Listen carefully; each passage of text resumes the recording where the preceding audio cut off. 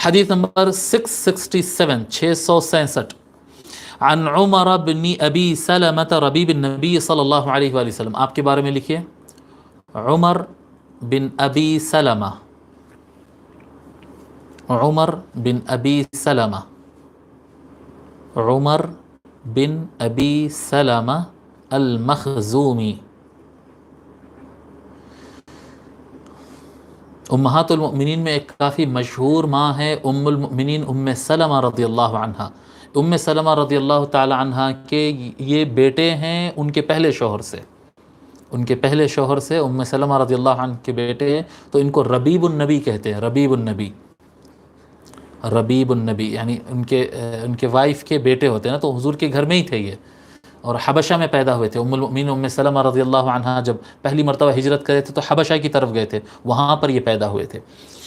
اور مولا علی علیہ السلام کے ساتھ یہ یعنی حضور کے وصال کے وقت تو ان کی عمر بہت کم تھی، 14-15 سال بھی تھی یا نہیں تھی پتہ نہیں، ہاں اتنی کچھ رہی ہوگی بس حضور کے پردہ فرمانے کے وقت میں. تو یہ حضور کے زمانے میں تو جنگوں میں نہیں تھے، لیکن بعد میں مولا علی علیہ السلام کے زمانے میں یہ جنگ جمل میں شریک رہے، اور مولا علی علیہ السلام نے ان کو بحرین جو آج ایک کنٹری ہے، اس زمانے میں اور بڑا ایریا تھا وہ، تو وہ بحرین کے علاقے کا ان کو گورنر بنائے تھے مولا علی علیہ السلام اپنے زمانے خلافت میں.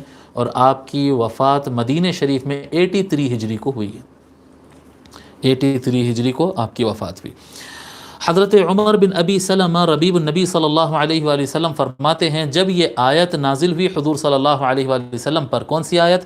انما یرید اللہ لیذھب عنکم الرجس اہل البیت ویطہرکم تطہیرا، بے شک اللہ تعالیٰ کا یہ ارادہ ہے اہل بیت تم سے ہر گندگی اور برائی کو دور رکھے، ویطہرکم تطہیرا، اور تم کو خوب پاک فرما دے. جب یہ آیت نازل ہوئی فی بیت ام سلمہ، یہ ام سلمہ رضی اللہ عنہا کے گھر میں یہ آیت نازل ہوئی. ام سلمہ کون ہے؟ جو راوی حدیث ہے ان کی ماں، عمر بن ابی سلمہ کی ماں ہے ام المؤمنین ام سلمہ. تو کہتے ہیں کہ میری امی ام المؤمنین ام سلمہ رضی اللہ عنہا کے گھر میں جب یہ آیت نازل ہوئی فدعا فاطمہ وحسنا وحسینا، حضور صلی اللہ علیہ وآلہ وسلم سیدہ فاطمہ اور امام حسن اور امام حسین کو بلائے، ان کو بلا بھیجے. جب وہ آئے تو فجللہم بکساء، تو ان کو ان کے ایک شال میں لے لیے.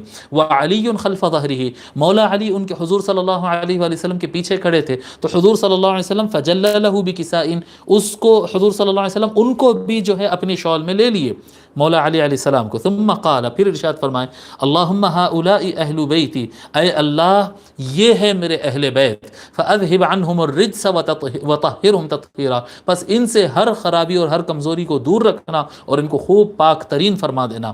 قالت ام سلمہ، تو ام سلمہ رضی اللہ عنہ کیونکہ گھر ان کا تھا، تو ام سلمہ رضی اللہ عنہ نے کہا وَأَنَا مَعَهُمْ یا نبی اللہ، اے اللہ کے نبی مجھے بھی آپ لے لیجئے ان کے ساتھ، سب کو آپ شال میں لے لیے، مجھے بھی آپ لے لیجئے.